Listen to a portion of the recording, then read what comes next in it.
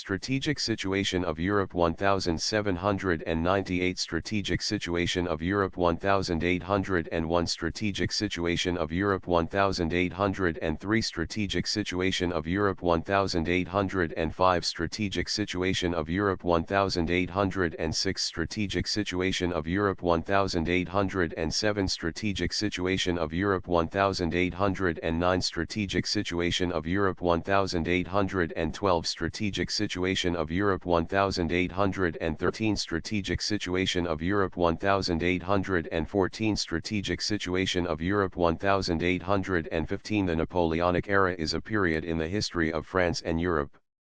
It is generally classified as including the fourth and final stage of the French Revolution, the first being the National Assembly, the second being the Legislative Assembly, and the third being the Directory.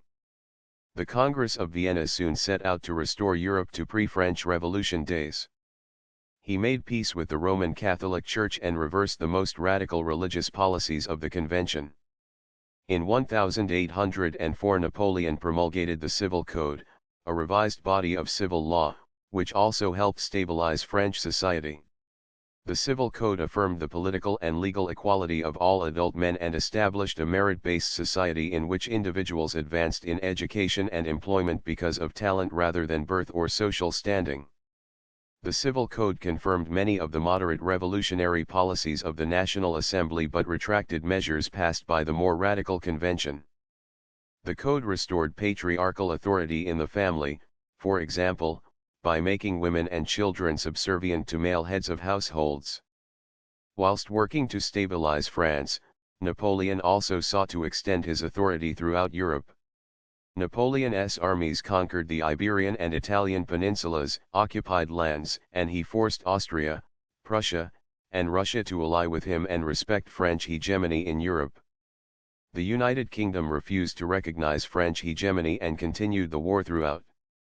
The First French Empire began to unravel in 1812, when he decided to invade Russia.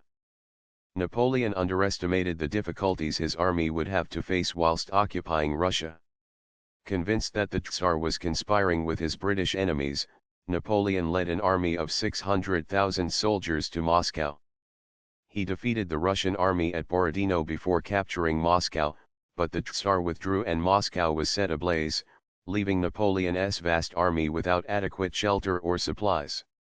Napoleon ordered a retreat, but the bitter Russian winter and repeated Russian attacks whittled down his army, and only a battered remnant of 30,000 soldiers managed to limp back to French territory.